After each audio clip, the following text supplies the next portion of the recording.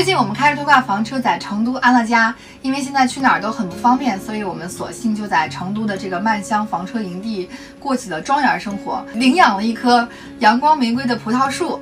那最近呢，其实我也收到了 C Story 咖啡，这边呢是一个挂耳，不同的颜色，不同风味。这边呢是咖啡豆，也是有蓝山1号呀，什么埃塞俄比亚、梅小姐等等不同风味。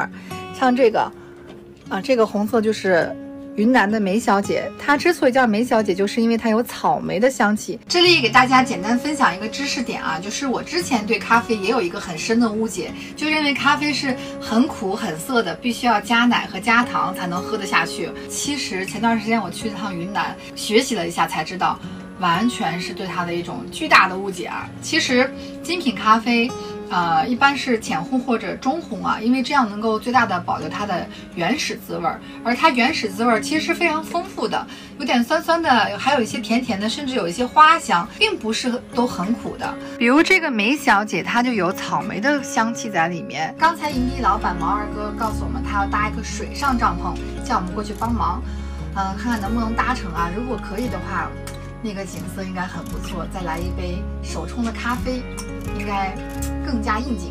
我老婆在收这2天洗完的衣服，然后趁现在，我先领着大家去搭帐篷啊。我们看看毛娃哥弄的这个水上帐篷到底靠不靠谱？加油！我先领大家去搭帐篷。这边正好有一个小池塘，还是挺美的啊。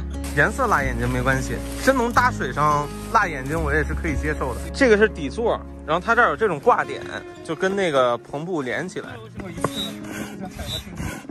这样踩完会不会天黑了呀，毛娃哥？现在拿了一个移动电源过来，有移动电源，电动充这个气就快很多。哇，充的很快啊，瞬间就涨起来了。怎么样，好了吗？哎呀，这儿漏气了，可能之前老鼠咬的，这不行，这上去不得沉了呀。哎呀，这个还挺地道的，买的时候自带了一个补胎的胶水。毛娃哥现场补胎啊！不要急，兄弟，3分钟啊！这边粘不粘的，我也想不起来了。补完了，我们现在再次打气啊！按理说是要晾12个小时的，直接就开干了。哎呀，我们的这个帐篷啊，命运多舛啊！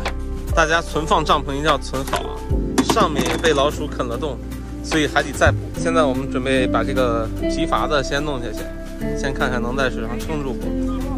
这就下来了，啊，走了！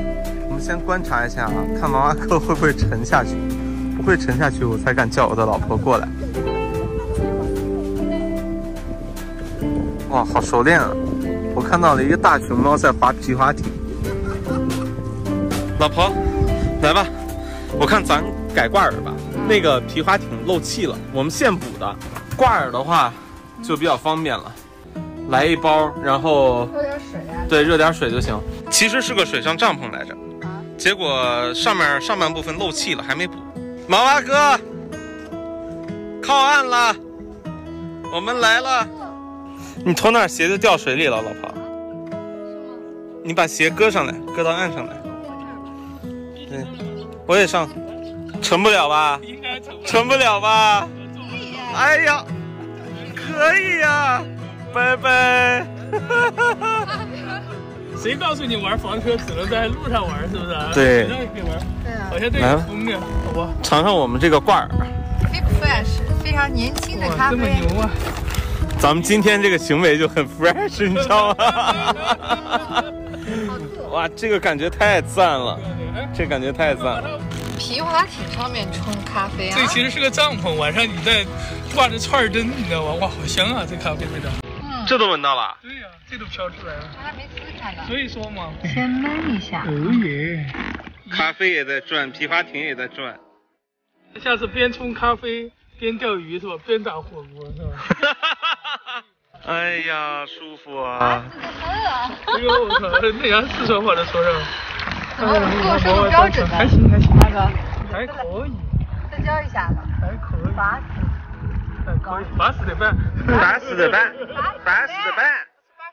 哎。哎。哇，这个就是摇晃当中的冲着咖啡是什么样的？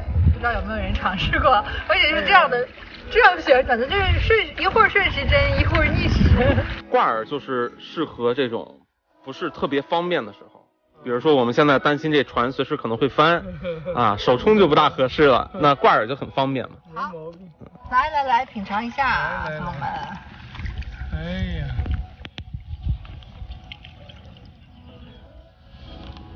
来，船夫啊，先喝上。对，闻一下先。能闻到什么味道？咖啡的香气。还有什么味道？你觉得？还有点那个淡淡的可可味道。是啊，尝一下。苦吗？还好，它这是浅烘吧？浅烘还是中度烘焙啊？我看一下，中烘。如果是浅烘更酸一点。这个就不是很酸，这个就比较合适，我觉得。是吗？这个就可以喝哈，不用加奶吧？完全可以喝得动，是吧？不像有的咖啡感觉喝不惯，啊。它这个还是中烘的，如果是浅烘的，我觉得更好喝。可以慢慢的去体验咖啡的香味。你的想法跑不完。哎，我觉得喝起来的感觉啊，就是有的人喜欢喝偏酸一点的咖啡，有的人是很反感那个咖啡的酸的嘛。我觉得这个就怕酸的，我觉得这个就比较合适。这个我觉得它没有什么酸味儿，飘在这个湖面上啊，来一杯挂耳，太惬意了，舒服。